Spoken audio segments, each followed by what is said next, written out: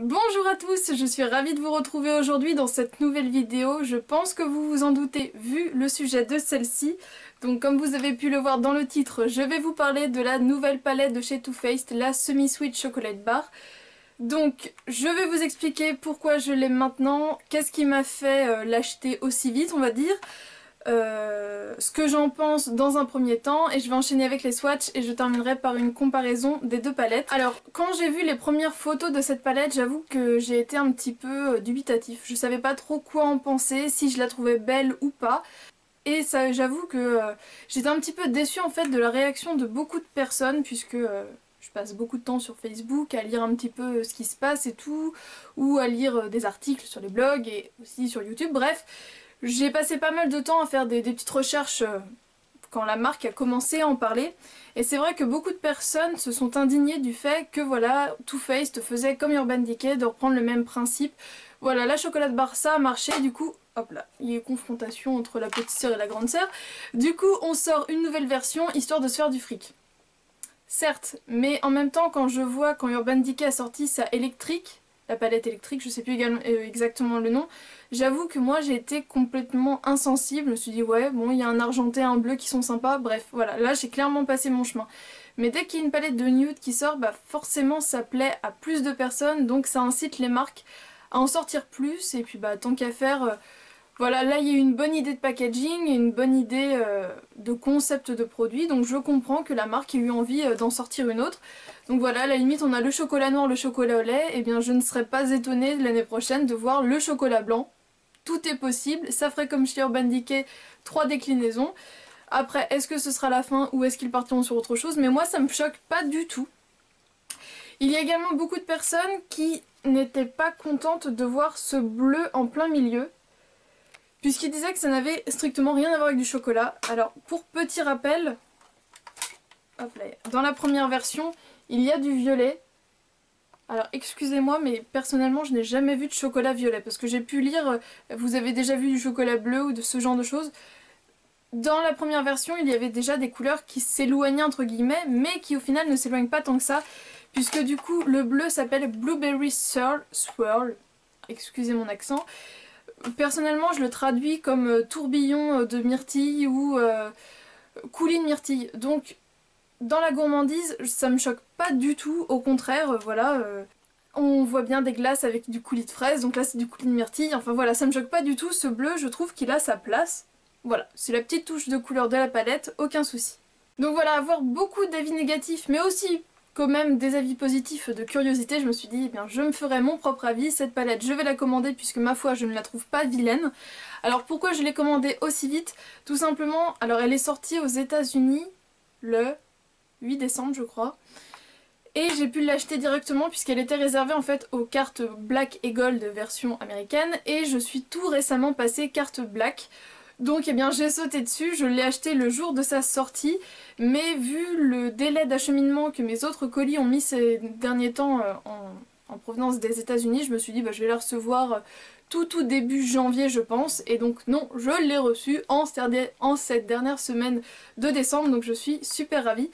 Et ce qui a entre guillemets motivé mon achat, c'est que du coup comme je suis passée carte Black, j'ai eu un bon de réduction de 20$ à utiliser à partir de 50$ d'achat, et j'avais jusqu'au 15 décembre je crois pour l'utiliser. Cette palette coûte 49$, donc j'ai également pris un pinceau à lèvres de la marque Sephora, donc c'est le Pro Lip le Lèvres Précision 81, donc c'est un petit pinceau comme ça. Je l'avais repéré sur le site français, mais en fait ça faisait le même, enfin si en France il était à 14,50€ je crois, aux États-Unis il était à 14,50$, donc certes hors taxe, mais du coup il était moins cher aux États-Unis. Et j'en avais besoin puisque le mien était mort. Donc comme ça je dépassais les 50$, puisque 49$, j'appelle ça du petit malin, puisque également sur le site américain les frais de port sont offerts à partir de 50$. Donc voilà, c'est vraiment pour inciter à l'achat. Donc j'ai tout simplement pas payé du coup le pinceau, je n'ai pas payé du coup les taxes, et ça m'a... du coup Sephora m'a offert quelques dollars sur la chocolate bar, donc après avec les frais de port ça revient à peu près je pense au prix où elle sera en France, et clairement c'était pas ce pinceau qui allait rajouter un poids énorme en frais de port. Donc voilà, j'avais 20 $ à utiliser, donc tant qu'à faire j'ai pris quelque chose qui me faisait plaisir et pas un truc bateau où ça me tentait pas franchement. Clairement ça je bavais devant. Alors au niveau de mon ressenti à l'ouverture, j'avoue, en fait j'arrivais pas vraiment à trouver d'avis très tranchés sur internet. Est-ce que c'est plutôt des couleurs froides? Est-ce que ce sont plutôt des couleurs chaudes? Alors en sachant que moi j'aime beaucoup utiliser des couleurs froides puisque j'ai la peau avec des sous-teintes roses donc froides. Mais j'avoue que tout ce qui est par exemple un beau marron chocolat bien chaud, je trouve que ça met vraiment en valeur mes yeux puisque du coup j'ai l'iris verte avec des petites pointes un peu noisettes orangées. Du coup c'est ce genre de couleur qui réchauffe mon regard. Donc voilà, moi je suis vraiment entre les deux tonalités. J'aime beaucoup les teintes froides mais les teintes chaudes me vont également très bien.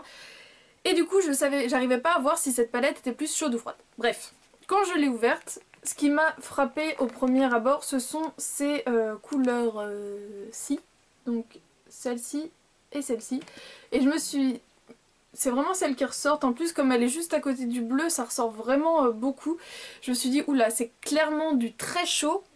Du coup, je sais pas si je vais vraiment réussir à aimer. Et au final, il y a pour moi autant de chaud que de froid, puisque vous voyez, cette couleur-ci, c'est celle que j'ai sur l'ensemble de ma paupière mobile.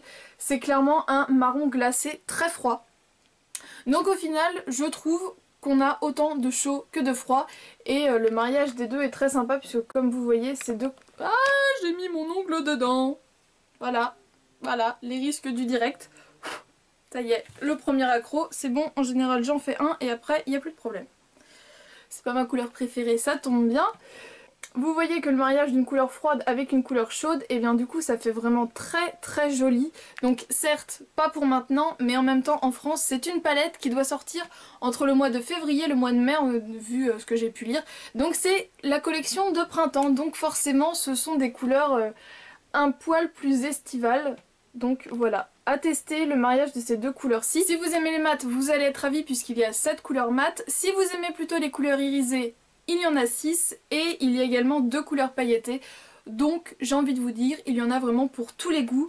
Je vais directement vous faire la comparaison en fait entre les deux maintenant, ce sera plus simple. Vous allez être beaucoup à me demander laquelle des deux je préfère et pourquoi. Eh bien, je préfère la nouvelle. Alors celle-ci j'ai clairement galéré à l'avoir, on peut pas dire que ça a été un achat comme maintenant on peut la retrouver facilement dans tous les Sephora. Non, elle est sortie aux États-Unis, je me suis dit je vais attendre qu'elle arrive en France, elle est arrivée en France, elle a été dévalisée. Du coup je me suis dit je vais la reprendre aux États-Unis mais il n'y en avait plus donc j'ai dû attendre le réassort américain et puis après il y a eu un réassort français. Mais donc voilà, j'ai bien galéré à l'avoir, mais ce qu'il y a c'est que quand on la regarde je trouve qu'il y a vraiment des couleurs qui attirent le regard, vraiment il y a des...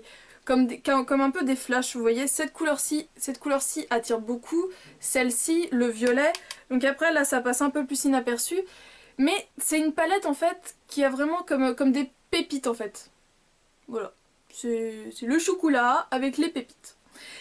Et du coup c'est une palette que j'ai quand même pas mal de mal à utiliser, j'adore ce rose là, il est sublime, j'aime beaucoup aussi cette couleur-ci, le violet est très beau, mais en fait j'ai du mal à les assembler. Donc j'ai vu assez de tutos sur internet, je sais qu'on peut assembler les couleurs, il n'y a pas de souci. Mais moi personnellement tous les jours j'ai du mal. C'est pas la palette que je dégaine quand je n'ai pas le temps puisque tout simplement mon cerveau bloque, j'arrive pas à assimiler les couleurs entre elles. Donc après si je me pose, je me dis bon bah ça pourrait aller avec ça, mais voilà. Au premier abord j'y arrive pas. Cette couleur-ci aussi est vraiment magnifique, c'est une sorte de vert un peu doré, mais... J'ai dû l'utiliser 2 ou 3 fois en liner vu les traits qu'il y a dedans. Mais voilà, ce sont pas des couleurs que j'arrive à utiliser naturellement. Je les aime beaucoup, indépendamment les unes des autres. Alors que celle-ci, eh bien tout de suite, dès que je l'ai ouvert, en fait je me suis dit ah ça pourrait aller avec ça, ça pourrait aller avec ça.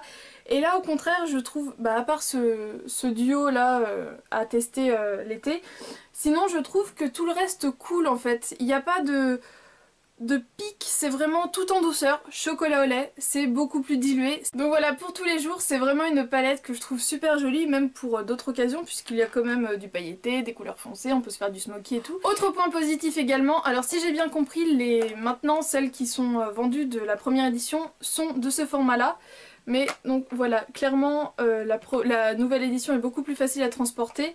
La palette des 15 ans de collaboration entre Sephora et Too Faced, c'est ce format de palette là également. Au niveau de la longueur, c'est la même chose, c'est juste au niveau de l'épaisseur. Et un truc qui me dérange, mais à fond dans la première version, c'est que les noms sont sur un bout de papier comme ça, là, qui se balade. Donc, je suis obligée de le garder, puisque si jamais un jour je vous fais un tuto ou quelque chose, c'est quand même mieux d'avoir les noms. Et bien, dans cette nouvelle version, vous avez donc les noms directement indiqués dessus, et ça, c'est quand même le summum du pratique. Également, les deux grands phares sont plus petits, puisque là, du coup, vous les voyez, ils sont alignés sur les autres, que dans la première version, ils débordent. Voilà, donc à la limite, je sais pas si c'est ça qui fait que visuellement, je trouve ça plus pratique. Mais là, du coup, voilà, il n'y a rien qui dépasse, tout le monde a s'arranger et tout. Mais c'est pas pour ça que je vais revendre celle-ci. Hein. Non, non, non, non, non, non. Alors, j'ai envie de vous dire, c'est parti pour les swatchs. Alors, la première couleur se nomme Licorice. C'est une sorte de noir légèrement grisé. Deuxième couleur, Coconut Cream, qui est un beige complètement mat qui tient un tout petit peu sur le jaune. Nous avons ensuite Nougat, qui est un espèce de vieux rose clair complètement mat, et c'est vraiment une couleur parfaite pour faire le creux. C'est une couleur de transition également très très pratique. Mais c'est une couleur qui, je pense, ne ressortira pas forcément sur les peaux un peu plus métisses. Moi qui ai la peau très claire, ça ressort très très bien. C'est celle que j'ai utilisée vraiment pour dessiner mon creux, et après je l'ai vraiment bien estompé. Donc pour moi c'est une couleur qui est très pratique, puisque je peux vraiment faire du coup des dégradés sympas. Mais pour une peau un poil plus foncée, je pense qu'elle serait utile justement pour vraiment estomper les fards entre eux, mais c'est vraiment pas une couleur qui se verra. Nous avons ensuite Truffled, qui est une sorte de marron chocolat, mais chocolat assez chaud quand même, et complètement mat. Et pour finir cette rangée, nous avons Hot Fudge, qui est un marron très foncé, irisé avec des petites paillettes un peu roses, un petit irisé rose à l'intérieur. La deuxième rangée commence avec Cocoa Chili, qui est un marron assez chaud, et comme vous le voyez, il est complètement pailleté. Donc à l'intérieur, on retrouve des paillettes vertes, jaunes, orange, il est sublime. Ça a failli être ma déception de la palette, puisque j'attendais beaucoup de cette couleur-ci. C'est la seconde, c'est le Pink Sugar. Donc je m'attendais à un rose un peu comme l'autre dans la première version très voyant, mais du coup en version pailletée irisée.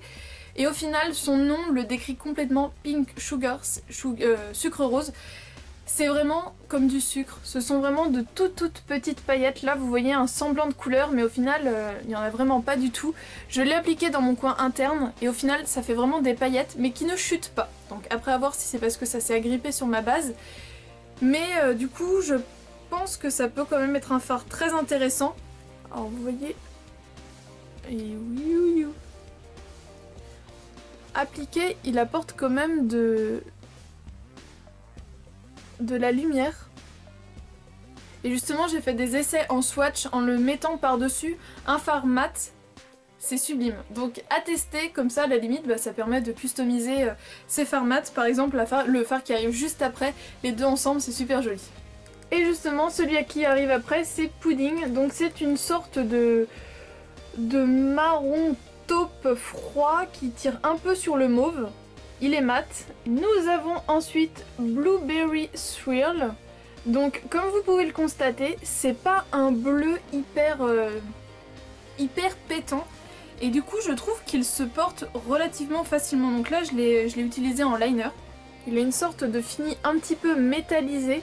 Nous avons donc ensuite Peanut Butter, qui a été celui qui s'est déjà fait, qui s'est pris un coup d'ongle. Donc là c'est clairement un marron très chaud, un marron orangé carrément. Et pour finir cette rangée, nous avons Frosting, qui est un marron irisé, un petit peu chaud, puisqu'en fait à l'intérieur il a comme des petites paillettes dorées, mais ça franchement c'est aussi une couleur très facile à porter au quotidien. Il est vraiment très joli, très lumineux. Mon coup de cœur de la palette dès que je l'ai ouvert, Rhum Raisin, c'est un marron froid. Et en fait à l'intérieur il a comme des irisés un peu roses. Et je le trouve mais hyper canon ce fard. Nous avons ensuite Mousse, qui est un marron mat. Alors comme vous pouvez le voir, c'est une sorte de beige, ni trop froid ni trop chaud. Et du coup pour faire son creux tous les jours, et bien c'est parfait. Vient ensuite Caramel, qui est comme sa couleur l'indique, un caramel irisé. Et à côté nous avons Bonbon qui est donc lui également irisé et lui ce serait plus une sorte de cuivré un peu saumoné.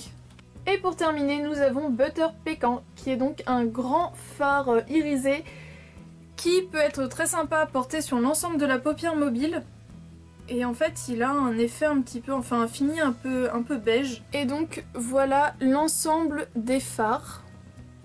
Donc le dernier se trouvant ici. Vous voyez c'est vraiment une couleur parfaite pour appliquer sur l'ensemble de la paupière mobile, juste pour illuminer.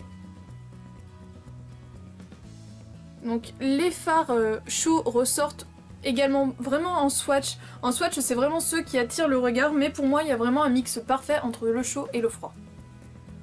Le bleu qui pouvait faire peur est au final pas si pétant que ça, puisqu'en fait il est métallisé et ça fait un peu un bleu sourd. Donc je trouve qu'à utiliser, c'est une couleur qui va s'utiliser quand même assez facilement. Alors vous pouvez le voir là, je l'ai en liner, donc c'est vraiment... ça apporte un peu de couleur, mais vraiment pas... c'est pas le bleu coca. Au niveau de la pigmentation, ils sont vraiment tous très bien pigmentés, sauf comme je vous l'ai dit le Pink Sugar qui est donc juste de la paillette, donc il est là. Mais sinon pour les autres vous pouvez voir que la pigmentation est encore une fois au rendez-vous. Donc voilà, bilan, je préfère ce nouveau packaging, le fait que les noms sont inscrits dessus. C'est une palette que j'utiliserai plus facilement sans me prendre la tête à me dire quelle couleur va avec qui, je mets ça où, je fais comment. Voilà, j'avais vraiment adoré la première édition, mais c'est vrai que c'était pas forcément une palette que j'arrivais à utiliser seule. Le souci avec celle-ci, à la limite, c'est qu'il n'y a pas de couleur hyper lumineuse qu'on peut appliquer en point de lumière. Mais à la limite, eh bien, on fait autrement, puisque là du coup j'ai utilisé les paillettes, mais c'est vrai que pour tous les jours c'est pas forcément l'idéal. Le Butter Pécan, le dernier là, pourrait à la limite le faire, mais c'est vrai que je le trouve un poil moins lumineux quand même que le grand fard rose qui s'appelle... On dit le grand fard rose, mais il a un petit nom. Le Champagne Truffle, donc celui-ci. Qui est lui vraiment hyper lumineux et en coin interne il est vraiment splendide. Dans la première palette il n'y avait pas de noir, il y avait un marron quand même très foncé. Là on a un noir qui tire un peu sur le gris je trouve, mais on a quand même un noir. Et je vous ai dit qu'il était mat, mais en fait j'ai l'impression qu'il y a des micro irisés dedans. C'est un faux mat. Ouh, le menteur. En fait j'ai l'impression qu'il y a vraiment de tout petits irisés dedans qui ne se voient absolument pas une fois appliqués. Parce que même au niveau de la texture, il a une texture de mat.